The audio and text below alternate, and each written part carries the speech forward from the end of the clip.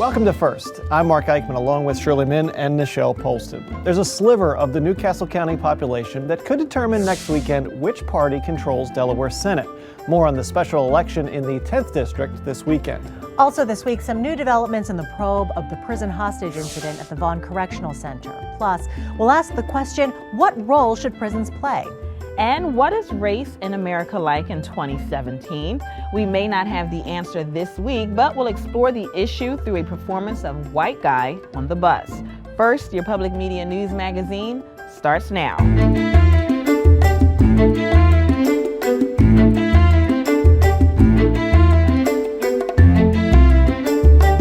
The balance of power could shift in the General Assembly on February 25th when voters in the Middletown and Glasgow areas cast their ballots in a special election. Bethany Hall Long is now Delaware's lieutenant governor. That created the vacancy in the 10th District. At stake, the balance of the state Senate, now tied at 10. Our first look introduces the candidates and their issues.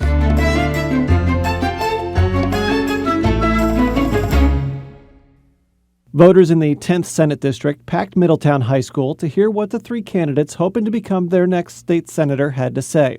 Democrat Stephanie Hansen, Libertarian Joe Lanzendorfer, and Republican John Marino squared off in the debate that at times got contentious. Among the heated topics, one-party rule in Delaware. Obviously, this is a very important election. Delaware has been one-party rule in the Senate for 44 years. It has led us to where we are today in a $350 million budget deficit with $220 million of tax increases on the way, with jobs leaving the state, with our public education system underperforming because of overregulations. Delaware, this race is critical.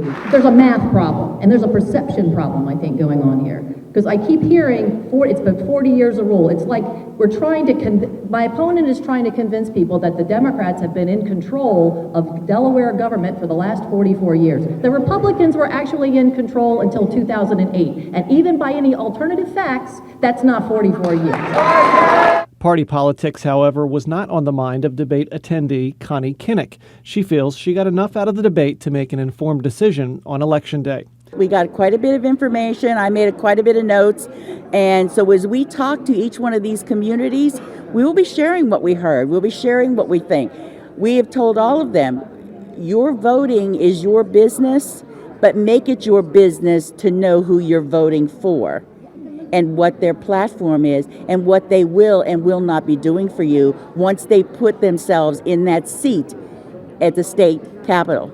Signs of the upcoming election are plastered all over the district, and many are talking about it. It's very important for this area. We've had great representation for years with the senators and the representatives of this area. We've worked well with the town, and it's real important that we get someone elected there that will work with the town and the local communities around here besides just Middletown. And it's the issues, not party affiliation, that some residents are more concerned about. My grandfather was a representative down here in the 9th District for many years. So, I mean, growing up in that era, everybody was real party one-sided. Talking to my kids and everything, you see the change of everybody today, it seems like they're letting the party kind of set back, and it's more people are looking at the views of each person and what they stand for versus more of what they are backed by as a party. Libertarian candidate Joe Lanzendorfer is hoping more people are laying aside party politics. He jumped into the race late to offer voters an additional option. I wanted to jump in because I wanted the libertarian's voice to be heard. The libertarian voice is all about less government and more freedom. So in a nutshell, I'm fiscally conservative, very fiscally conservative, but I'm also very socially liberal. So to a lot of people, I am the best of both worlds. Lanzendorfer admits his chances of winning are slim because the Libertarian Party doesn't have as many registered voters as the Democrats or the Republicans, but he's hoping for a good showing, which could then boost the party's chances in the next race. The 10th District special election is on February 25th. Well, Mark, would you say this race has garnered a lot of attention in-state and outside of Delaware? Yeah, really both. This past weekend, former Vice President Joe Biden stumped for Democrat Stephanie Hansen, and there's been some national progressive groups encouraging their supporters to donate to Hansen's Democratic campaign. And it is important to note that in 2014, Bethany Hall Long held this seat for the Democrats, but she only beat John Marino as an incumbent by less than 270 votes. Wow, thanks, Mark. And remember, we'll have complete coverage of the special election Saturday, February 25th on newsworks.org/Delaware and WHYY-FM.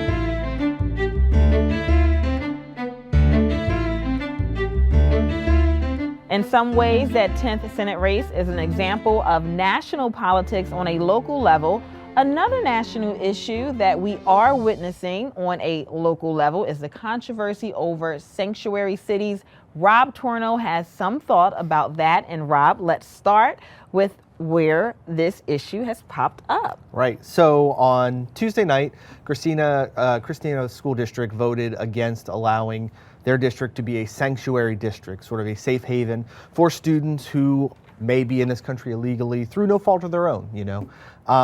They voted against it. They didn't want to allow this status to happen. And frankly, I'm against that. I mean, I feel like their motto even says that they want to educate each student, right? Yeah. So, you know, in this kind of like heated climate with Trump's administration sort of targeting illegal immigration, I just feel like it's something that would have put a lot of kids at ease. Yeah. So it became a heated debate.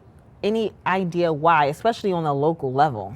I mean, I think you have sort of a divide. People look at people who enter this country illegally and they focus on that illegal world. Yeah. But there's a very broad swath of people, you know. I happen to know a family who was in this country illegally, but they've been in this country for 20 years and their daughter came over when she was 3, right? So it wasn't her fault, you know. She wasn't looking to break the law at 3. But they're here, they have status, but they're just not technically sort of legal. So I just think that people look at it wrong. Oh, well, thanks so much, Rob Torno, for pointing all of these things out.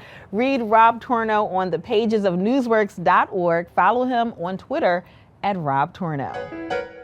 Coming up on First, white guy on the bus traces race in America. It uses Philadelphia's main line as the backdrop. Plus, experience the love of the good old automobile. It's more than a car show, and it's later on First.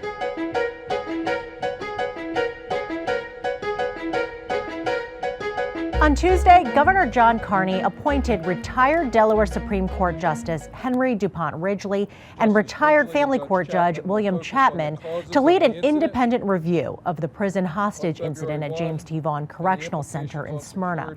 A preliminary report will be done by June 1st, with a final report due August 15th. Carney says the review will begin as soon as the Delaware State Police completes its investigation into what went down 2 weeks ago. Correctional Officer Lieutenant Stephen Floyd was killed during the 19-hour ordeal. Let's hear now from the governor and the head of the union representing correctional officers. We will leave no stone unturned in our efforts to find out exactly what happened inside Vaughn and what we can do to prevent that from happening again. These are 2 very well-respected judges who are independent thinkers with legal background and the analytical skills necessary to perform a thorough review and to make the necessary recommendations. The Carney administration needs to make sure that the Correctional Officers Union is involved in all the process and that they weigh heavily on our suggestions, because we are the ones that spend the time with the inmates. We know the problems. We'll continue to follow the developments in the investigation into the Vaughn Correctional Center. Follow them here on First and at WHYY-FM. Joining me now, though, is Dr. Chrysanthi Leon, an Associate Professor of Sociology and Criminal Justice at the University of Delaware. Thank you so much for being here. Thank you. I'm delighted.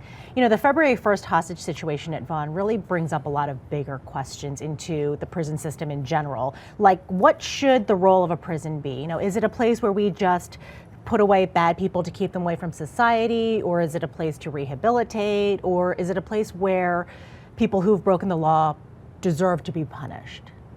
This is a key problem that we need to be talking about much more often. So if you look, for example, at the Delaware law, we actually specify all of those things that you've just mentioned in terms of purposes of punishment. But then if you look at what happens when we try to put those into practice, what we ask the people to run our prisons to do, they complicate, they contradict, they undermine each other. So we really need to have more clarity about isolating specifically what we're expecting our prisons to do. How does it contradict what we're asking them to do? Well, if you think about philosophical reasons for punishment, rehabilitation, what we call incapacitation, keeping people from committing new crime, deterring people from committing crime in the future, and retribution, exacting justice or vengeance. Those are our 4 philosophical reasons. If you add keeping people safe on top of that, that's an additional fifth thing.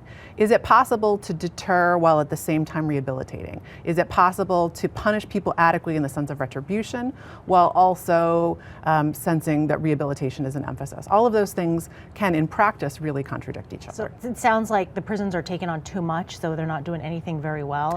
And that's our fault as a society. We're asking them, we're telling them, in fact, through our law that they have to do all of those things. So we need to be more clear about what we expect them to actually do. So what do you think we should do? How could we narrow the focus? Well, I think as Americans, we need to have some conversation about how we really feel. On the one hand, we might talk about sort of the loftier goals of punishment. But when it comes down to individual cases, most of us feel the urge for someone to feel a certain amount of hurt, right? A balancing of the scales. And so we may be a little reluctant to admit that in this day and age, and yet it seems to really drive a lot of the laws that we support that our legislators create for us. If we can't admit that we have that retributive urge, we're not going to get anywhere. So one thing to do is just to start taking that into account more seriously. And then what do we do with that once we've done that? Right. So as a researcher, as a social science scholar, I want to know not only what does my gut tell me feels like the right thing to do, but what does the research tell us, right? And so we find in terms of addressing recidivism, or the number of people that are going to come back to prison, what tends to work well is much broader than individual level punishments that might hurt. Okay. Right? So we want to look at the broader scale. We want to look outside the specific individual decisions and think, as a whole, is it working for us to send this many people to prison? Because that's another aspect of the problem, right? We have mass incarceration right now. Right. So what are prisons around the world doing? I mean, how are they different from prisons in the United States? So there are incredible differences across countries, but it's really interesting if we look at what we might think of as our peer countries in Europe, and particularly Western Europe. They use incarceration quite differently. Meaning both in terms of the number of people, the quantity or the rate of population, far lower than we do in the US. But in addition, what the experience of incarceration is like is quite different. So people, for example, in Norway expect punishment to be being taken out of society and being incapacitated. They then don't expect it to hurt on top of that, right? So often Americans, especially my college students, when they look at videos of what prison is like in Norway, are kind of horrified at how cushy it seems to look. It's a rather regular existence as opposed to something harsh. Right. And so that goes back to what we were talking about earlier in the sense that Americans expect our punishment to be harsh. So let's talk about, and let's go way back to when prisons first came around and what they looked like. Right. So actually the origins of prisons are very close to us geographically here in Delaware. So right over the border, Philadelphia, the Walnut Street Jail, which was later became Eastern State Penitentiary, the first prisons worldwide, right? So Americans modeled this new form of punishment, which was intended to be a humanitarian reform, intended to be a way of making punishment less physically barbaric and more about changing the hearts and minds of people who we incarcerate. And that model changed in the 70s or sooner than that? Well, there have been a bunch of changes, but interestingly, pretty much right after America became known for this model of punishment, criticism came in. So people from abroad, including Charles Dickens and others, came to visit these model prisons and documented the incredible violence taking place within them. They also documented the harms to people of being kept in solitary for great lengths of time. So this is more than 150 years ago. We already had indications of what didn't work about prison. So there were some shifts immediately after that towards a model of punishment that incorporated work more. Then towards the 1930s through the 50s and 60s, rehabilitation was more of an emphasis. And then there was another huge shift in the 70s. Okay, and so now with what happened at Vaughn, do you suspect we might see now another shift or this different era in punishment? Or you know, I doubt that there's going to be a seismic change. There are lots of people who talk about sort of a pendulum swing back and forth between different modes of punishment, but often we see the same kinds of things persisting over time. Americans may not get a sense of what goes on within our prisons, but if you look at the programming that's happening in 2017, it's fairly similar to the programming, for example, that would have been happening in the 90s or even earlier. We have heard some success stories coming out of some of these prison rehabilitation programs. I mean, we've reported on them. This should still be something we continue. Absolutely. But it needs to have the full support and understanding of people on the outside, right? So we can't have one rehabilitative programming that has spots for maybe 20 out of the 500 people in a facility, right? That doesn't really, it's a drop in the bucket, right? If we're committed to different approaches to addressing what people do while they're incarcerated, we need to fully fund them. Okay, Dr. Chrysanthi Leon, Associate Professor of Sociology and Criminal Justice at UD. Thank you so much for your insight and your time. Thanks very much.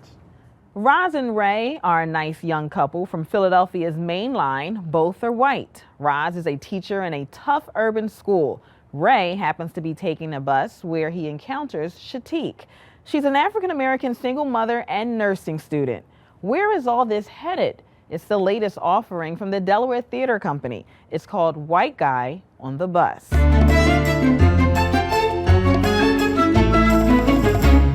White Guy on the Bus, the title alone elicits a reaction. But as audiences will learn, the title is just the tip of the iceberg of this candid and at times brutally explicit play. When we first read this play as a staff, when Bud, our executive director, brought it to us, we all read it and recognized that there are a lot of really powerful themes in this play, many of which are affected by race. Bruce Graham's play shows what happens when people take off the kid gloves and tackle topics of race and racism. Over the past 8 years or so, there's been a lot of questioning on the news about what's going on with our society these days, and that there needs to be a dialogue about what's happening amongst people and race relations, but also other things that are going on in America and around the world. And I always wondered, well, what does that dialogue look like? Cucciali wasn't the only one curious about a conversation like that. The Delaware Theater Company wondered about it as well. One of the things we also noticed when we programmed this play was that we all had very strong feelings about it, and we really wanted to talk about it, and we felt like our audience would feel the same way. After each play, the audience is invited to stay and talk about how it has affected them. In order to create an atmosphere that allows ideas to flow freely without judgment or criticism, the DTC staff underwent some training to better deal with diversity and race issues. We were actually invited to create a script which included a welcome and guidelines of how we'd like the conversation to go, and set up objectives, and also create some prompt questions.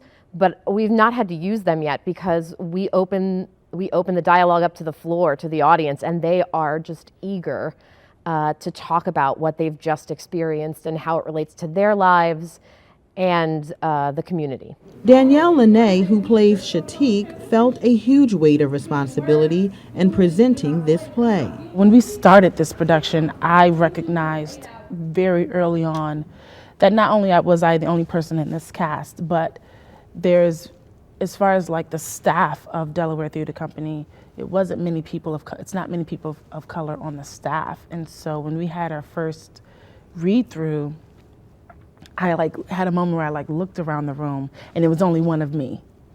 And I immediately felt like, I have a responsibility and also a burden to represent for the people of color and the Black community, and make sure that our voice is being presented in a way that is honest. While it's usually the hope of playwrights to create works that move and ignite their audiences, this play has undoubtedly touched not only the lives of the viewers, but also those of the performers and staff at the Delaware Theater Company. A lot of people have been really hungry for action after seeing this play. Like, what can I do? I want to help. And I think that really good art does that. It makes people excited to, talk about it or learn more, or the best of all scenarios, act, do something about it. The DTC chose this work because of the way it would strike an emotional chord with the audience. White Guy on the Bus wraps up his performances this weekend. Governor John Carney has named his private-public economic group. They have 2 months to come up with some recommendations for building the Delaware economy of the future. John Stapleford of Decon First also has some opinions on the state's economy. He shares them in this month's Dace on Business segment. Here's business analyst Dace Blaskovitz.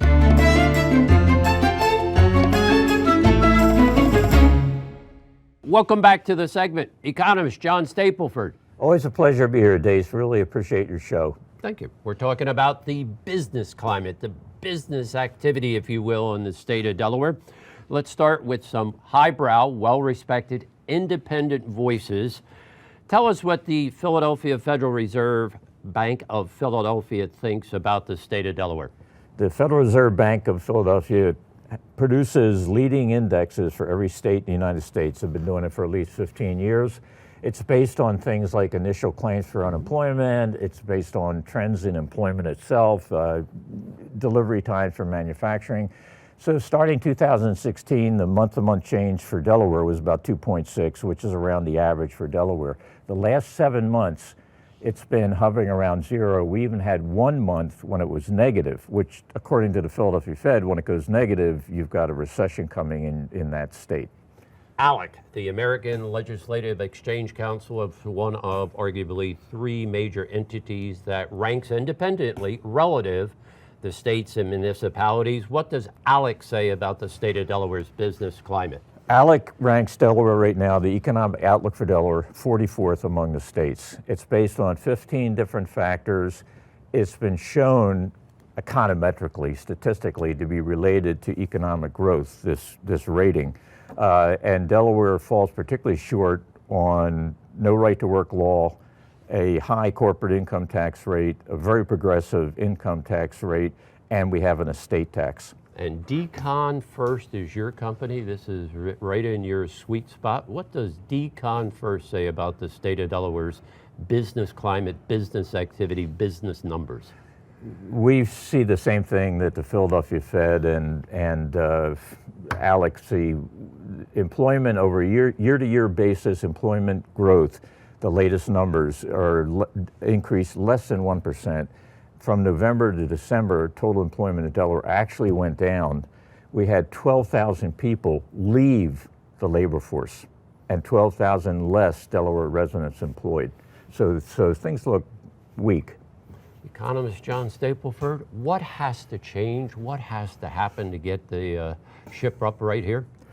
Well, it's 2 things. The first is if you raise taxes, you discourage the economy. If you want to just keep money coming into government, it's going to come from someplace, typically the market. The state of Delaware, since the recession, they raised the top personal income tax rate. They raised every business tax rate, including one of them twice. They reinstated the estate tax, and then they gave $500 million, $500 million to Bloom Energy from Delmarva Power ratepayers, which gave us one of the highest industrial electric rates in the country. So that's number one. You know, you raise all your prices, raise your taxes just to keep government going, and businesses and households will react.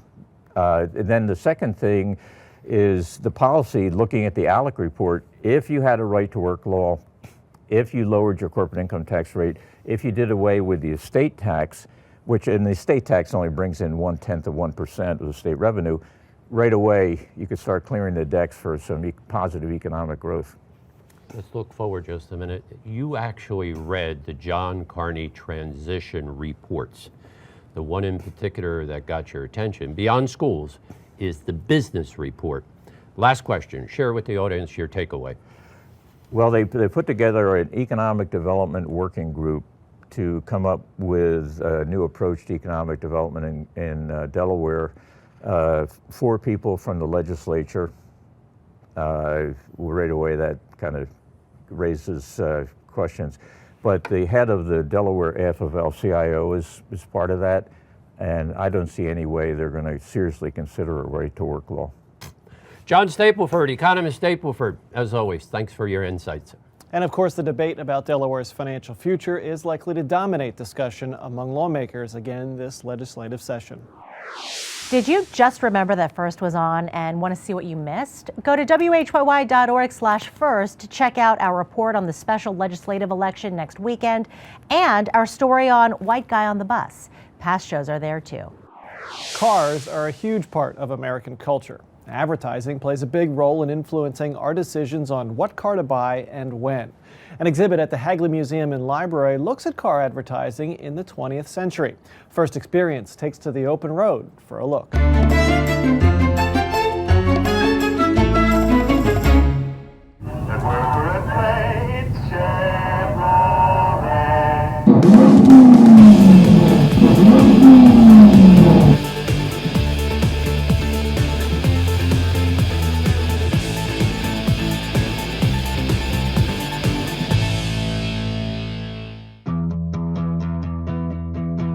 This exhibition is called Driving Desire, Automobile Advertising and the American Dream. We asked the question, did you buy the car you needed or did you buy the car you were sold? So it comes down to weighing out need and desire.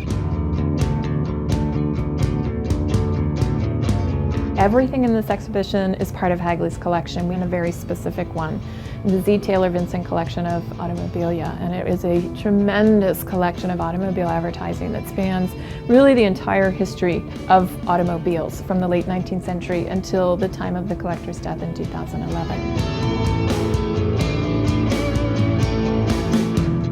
Well, the collection is largely print-based. Advertisements which were clipped from magazines, automotive catalogs which came from dealerships and manufacturers, and there are photographs in the collection and magazines and books and so on. Cars don't sell themselves. You know, we all need cars, we all drive cars, and so of course you have to buy a car at some point.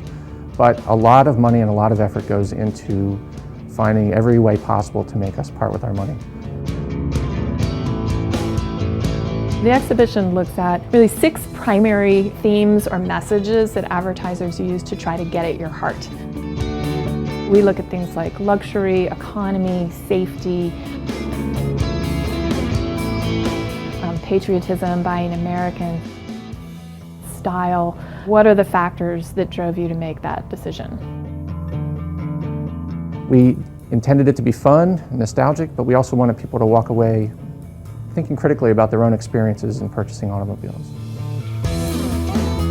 I hope they enjoy the exhibit, and primarily I want people to walk away thinking, and that's sort of what occurred to me in putting this exhibit together. It's really quite amazing to realize, and to sit back and realize just how many advertisements there are over the years, and we don't even think about them. This is such a big slice of American culture. I think you would be hard-pressed to find any American who doesn't have a car story, particularly something about their first car, their memory of their first car.